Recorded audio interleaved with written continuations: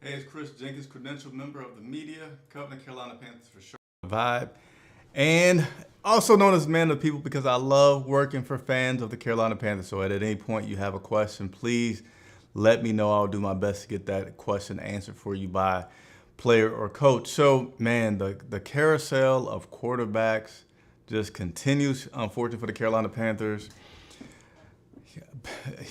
I don't know, I kind of get a little flustered, right? Because my man PJ Walker, who I was wanting to continue to start for this team, Friday was announced by Coach Wilkes that, hey, he's going to get the start versus the Baltimore Ravens. And then he opened up his press conference today with the unfortunate news that PJ Walker has sustained a high ankle sprain.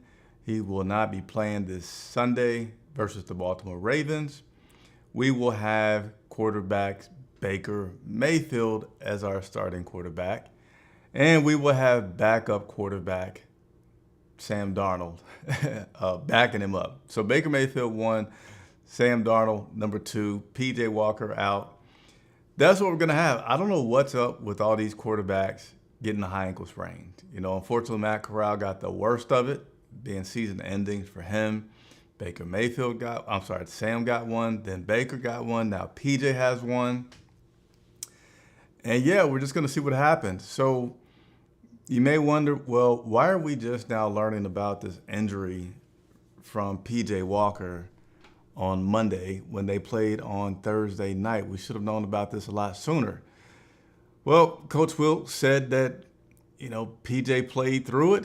I guess he has a pretty good tolerance for pain. Nobody noticed anything weird Thursday night, but Friday, as they're continuing to evaluate, they're like, hey, let's go get an MRI on this thing. And that's when the MRI revealed the high ankle sprain. PJ himself said that he felt, something happened when he was playing Thursday in the fourth quarter and just felt like he needed to be a little ginger on that ankle.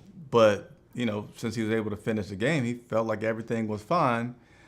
But behold, it's not fine. He has a high ankle sprain and will be out. So good news, potentially, is that PJ was not in a walking boot today. He said that he felt about 50%. So there's optimism there. I won't go into talking much about what I think is going to happen this weekend. I will tell you it feels hard to be optimistic about this Saturday because I was a person that I was about to start pounding my desk. I just wanted some continuity for this team. I didn't want, all this rotation of here we go to this quarterback, now we're going to move this person here. We're playing with a very sensitive position in the game of football. It's your quarterback. You should want some consistency there within your quarterback, regardless of who it is. You want that to be consistent, and we've had it now for about 5 weeks. I forget exactly. My son got sick today, so my mind's not completely there with some recall of things. But we've had some consistency, and now we're going to go back to the big unknown of Baker Mayfield and what's going to happen. So stay tuned. If you haven't subscribed to the channel, please consider doing so. Help us get to 6,000 subscribers. The bigger we grow, the more that we can do. So that would be appreciated. If you have already subscribed, hit the like button. Donna B says, go back to the grass field. I missed the smell of the grass field out there at Bank of America Stadium. Grass is no doubt safer. No doubt safer. You get more injuries when you don't have the grass surface. I think Baltimore has turf. I kind of get confused because some fields that I've been on, they'll have like grass on the outline and then the field itself will be turf. I forget which one it is for Baltimore. But nevertheless, grass field wouldn't hurt. DJ Moore today revealed that players have let owner David Tepper know, like, hey, we would enjoy having a grass field, but there's been no movement to do that. Pretty sure it's going to be pretty hard to convince Tepper to do that because he has been making a lot of money because it is a turf field where he's able to have a lot of events, and he's boasted about the music events that he's had at Bank of America Stadium since taking over ownership. So I would say don't look for it to happen anytime soon. That's just my opinion. But I appreciate the comment there, Donna B. Here we go, Ali Bodrick. What's going on? Appreciate you tuning in. Happy Monday to you all. Making true money. How you making money? Give us. Hey. This is a channel. We're all friends here. This is a community of Carolina Panther fans, and making true money. If you got some ideas and ways that we can make some more money, please share them and let us know. But I appreciate you tuning in. What's going on? Oh, that just reminds me that somebody has requested that I do an interview on their show. If you're watching, I apologize deeply for not responding to that yet, but I also want to say to anyone else out there that ever cares to have me come on any podcast or show that you're doing to talk about Carolina Panthers, I'm here for you. I don't mind doing it as long as I can fit it into my schedule. But continue to move on. Donna B says, musical chairs. Yeah, that's so unfortunate. So unfortunate. So let's go ahead with a few more things that I want to talk about today regarding this Carolina Panthers football team. Dante, well, let me show you these transactions. We've got a few transactions that have happened today that I'm going to go ahead and share with you.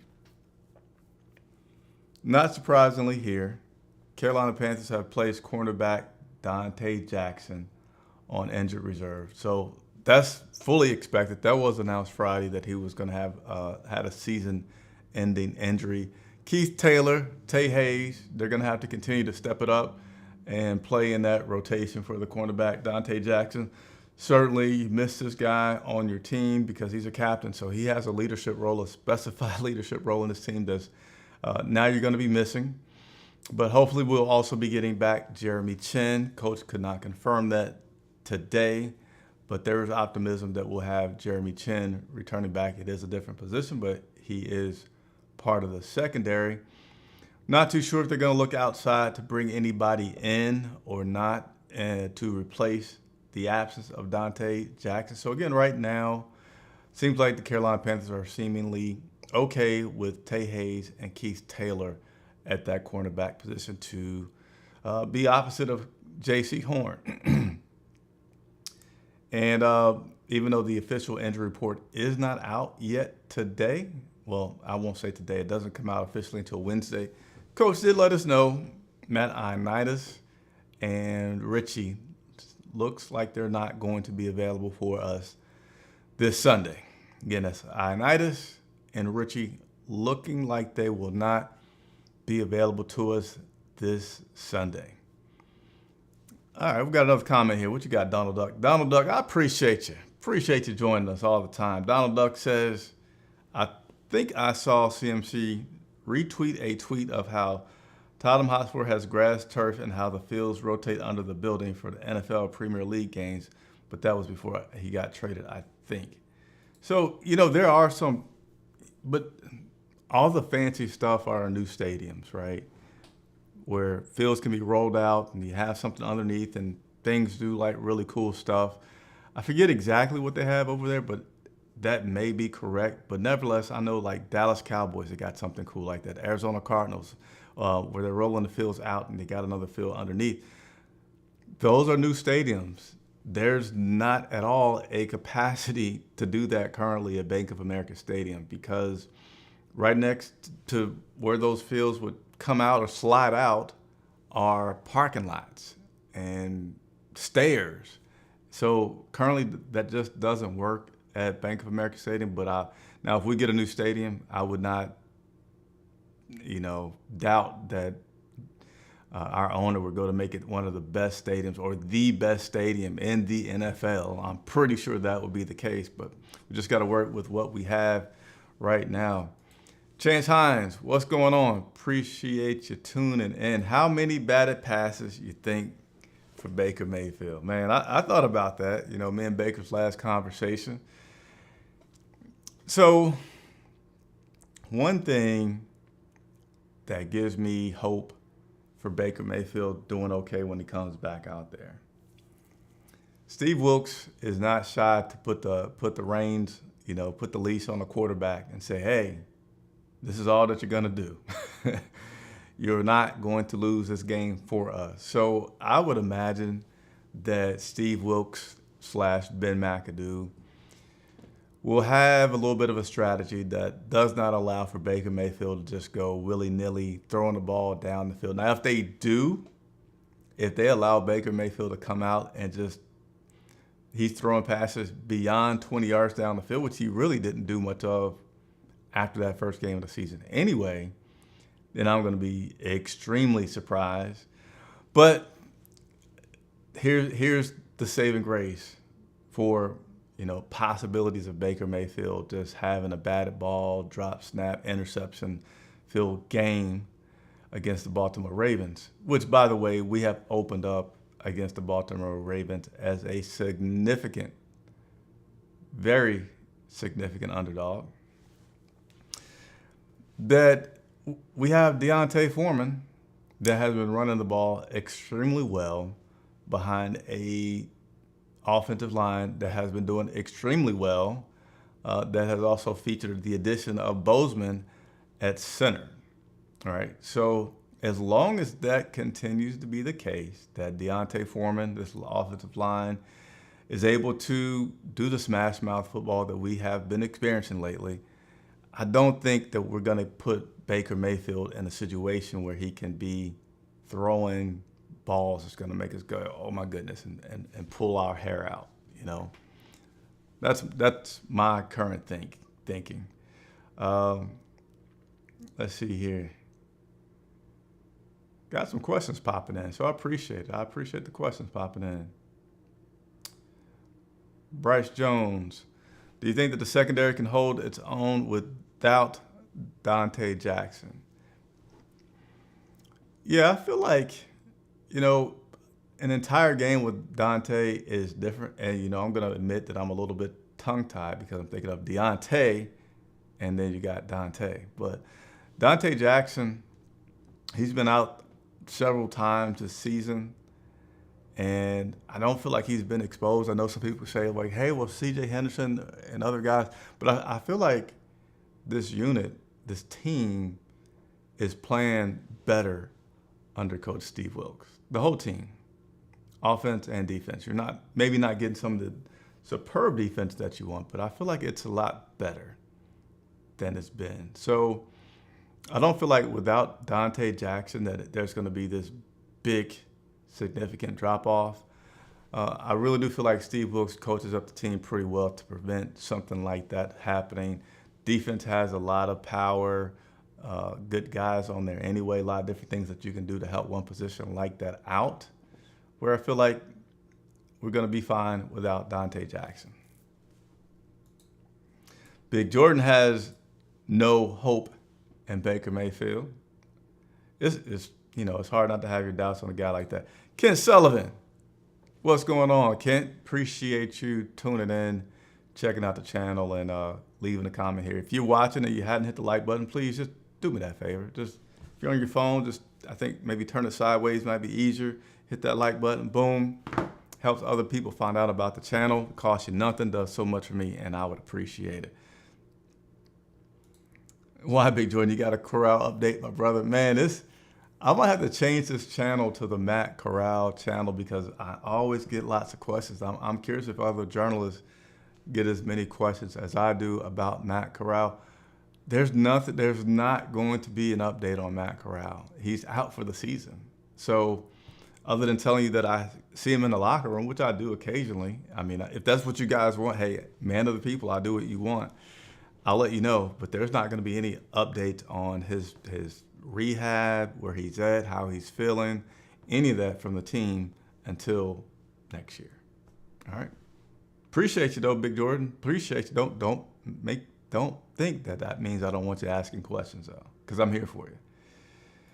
Do you think we will spy Jackson, and if so, who do you think it would be? No, I don't think we're going to do that. I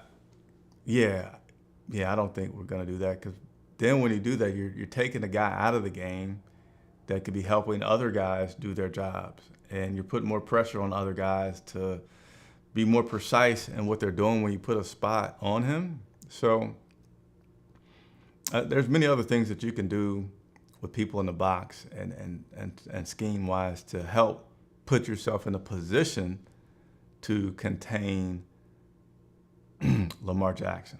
Appreciate the question, Chance. Carolina, I believe the running game will help Baker the most now better than before. Yeah, absolutely. It helped PJ Walker. It helped the whole team, right? Now we had the Cincinnati Bengals game, which I can tell you right now, I'm not going to ask Coach Wilkes anything about the Cincinnati Bengals game because he's just like, that's behind him, and he should put that behind him, right? He should want the guys focusing on the now and what's next, which is the Baltimore Ravens. So you've seen what Coach Wilkes and McAdoo did versus the Rams. You've seen what they've been doing, what they did. I forget what other team we didn't pass that much against. I know against Atlanta, we didn't let PJ rip. Let me see if I can bring up the stats really quickly on Atlanta. I mean, we just came off a game which we had, I think, the fourth most rushing attempts in the history of our team. But we're certainly a run-oriented team right now. We had 47 rushes against the Atlanta Falcons, 16 passes. 47 rushes, 16 passes. So, yeah, that helps any quarterback in terms of minimizing their mistakes because you're just not giving them that many times to mess up. So, yeah, this running game has been pretty solid. So I certainly believe that that's going to be something that Coach Steve Wilkes goes to leverage in this matchup. Hit the like button if you're watching, please. Thank you. Anthony Rochelle, I want PJ Walker to still start, then Baker. So we don't know what's going to happen after this game, right? If Baker does good, do you keep him in there? Does Baker have to do incredible for you to keep him in there? I really feel like if Baker is put into a situation where he's just sent to manage the game and doesn't do anything extraordinary, I don't know. Honestly, I'm about to get a headache thinking about it because this team just needs some consistency, right? Fans need some consistency from this team, and this kind of puts it in jeopardy. So we'll see. I will definitely do some reporting, some journalism for you on that topic. All right? Appreciate you, Anthony Rochelle. What's going on, Lonzo?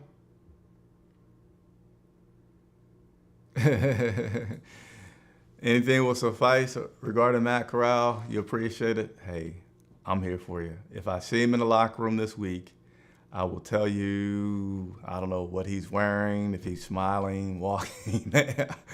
I will figure out something, all right? I will certainly figure out something. Donald Duck says, Matt Corral is the future. Can you let go to the crowd that why Big Jordan and I know the face of the franchise? I got you. What's going on, Supernova? Yes, all is well. All is well. The sun is setting here at the home office. About to enjoy some Monday Night Football. We will not have the Ask Me Carolina Panthers question, which is usually a Monday night show, but it's basically the day after the game show. So this is your update for the day. Appreciate you all checking in to me. And this is another time for me to say, I really enjoy when I have opportunities to meet people that support the channel. So if ever you see me out and about at a game or whatever, please stop and say hello, because I appreciate you supporting this channel and allow me to do what I love and allowing me to bring you Carolina Panthers content coverage in a way that you usually just don't get it, right? It's like, hey, I'm your guy, right? That's who I am with Charlotte Vibe. Appreciate you, Supernova. As long as he doesn't turn it over, he'll get another chance. Yeah. Man, I don't know. This is fresh. Like, would I be okay if Baker has a good game and Baker continues? I don't think I would be okay, because I feel like you give Baker, he has a good game for whatever that's worth. Maybe that means no interceptions, no tip balls, right? He has a good game. I don't feel like he's going to sustain it. And that's where you get into this, you want to pull your hair out supporting this team and wanting continuity, because I feel like as a player, I got these musical chairs, this round robin of quarterbacks. You give me one, which I have to have because of an injury. Okay, I take that. And then you go and you make a change and say, okay, now this guy's going to start. And you're like, okay, well, man, I was appreciating the groove I was getting with PJ. And now we have another game and this guy stinks it up. And I'm going to be like, here we go with this again. Coach, this sucks. I'm not happy. So we'll see.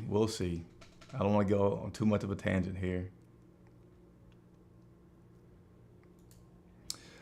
Wyatt, hopefully I said that properly, think they will stick with PJ because they don't want to give the Browns a fourth. Yeah, people have talked about that whole pick thing. Fourth. Let me see. What was the trade conditions with Baker Mayfield? See if I can quickly find this so I can speak intelligently here.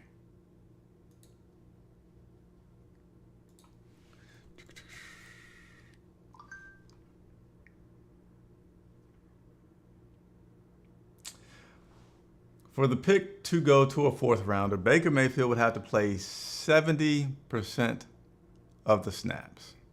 So I'm just going to do some funky math and say how many games that is. I said funky math. I don't know why I said funky math. I know how to do math pretty good. But let's see, 17 games. I was about to start singing there, which is terrible. He needs to play in 12 games. He's already missed. Is it not 5?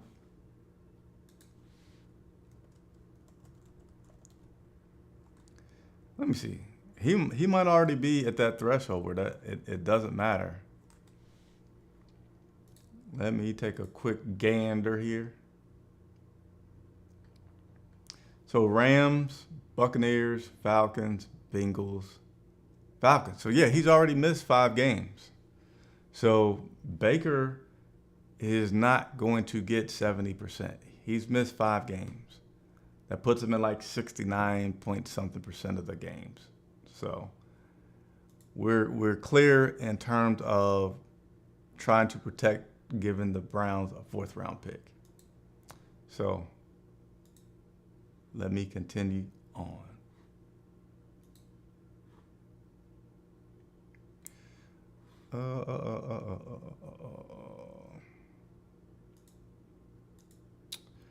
Please ask the coach why they won't put Laviska Shenault Jr. in space or in the slot. Hey, I'm with you on that one.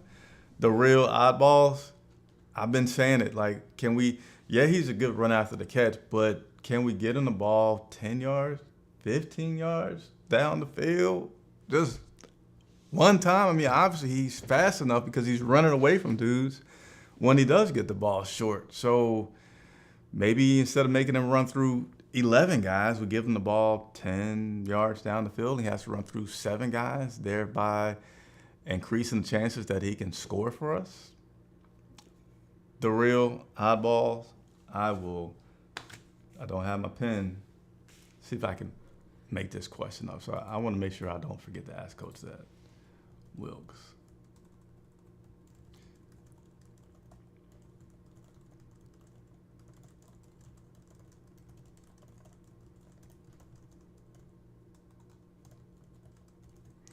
Appreciate you, the real. I'm going to get that one asked for you, man. I promise you that. Chance hopes that Chin comes back. We could use him. Yeah, that would be great. That would be great. Oh, Supernova was talking about the Baker Mayfield trade details. So, again, he has to get 70% for a 4th round pick, and he's already missed 5 games. So that ain't going to happen. Joey Royale, I can't say his name. Joey, what's going on?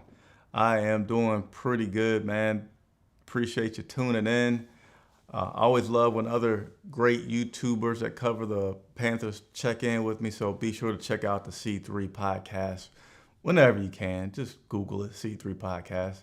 It's a good team of guys over there that do a lot of reporting on the Carolina Panthers as well. All right, so we got one more question before we get out of here. Do you think Laviska would be a great weapon in the slot instead of making him do screenplays. So I think it's worth a try. I've talked about it before, so I'm not going to beat that horse tonight, but I am all for trying to get Laviska the ball in more ways than one. I'm also supportive of the fact that even though I love Shi Smith and I want him to do better, currently Laviska is a better option, and they finally moved Laviska up to getting more snaps, and he's doing well. So I hope that that continues to work out for Laviska. And hey, if Shi starts to do great, and then we just maybe have to figure out a way to get a guy involved, I'd prefer to have the challenge of, man, we got so many great guys, how do we get them involved, versus, man, why do we keep putting somebody in that's currently not performing, all right? And then Matt Ioannidis is a huge loss. If Jeremy Chin don't play, we lose 55-2. Yeah, I'm afraid about this weekend, but recently Steve Wilkes has put me a little bit more at ease, because I've been afraid before when we had injuries piling up and the results of the game weren't what I thought they would be. That Cincinnati game, I think, surprised us all. I think that was just a highly situational situation that all the events that happened, losing to Atlanta, then playing Cincinnati, blah, blah, blah, blah, led up to that. I really don't feel like we could have it happen again, but I feel like Baltimore could get us, we could have trouble with Baltimore. We could have trouble with Baltimore because of how explosive they can be. I don't feel like we played a team that has that explosive capability that the Ravens will have to just pile it on you, and you know that they could pile it on you. So we'll see. I will absolutely continue to cover this Carolina Panthers team. I will continue to work for you all. Hit that subscribe button, please. It helps me out so much to do what I love to do and have players come on the show. Hit the like button if you've already subscribed, and hit the bell notification if you enjoy being live with me. I go live, the only media, credential media that goes live for the sole purpose of interacting with you guys. So hope that that's something of value that makes you want to hit that subscribe button. Appreciate you so much, everybody that tuned in. I am Chris Jenkins reporting for Charlotte Vibe.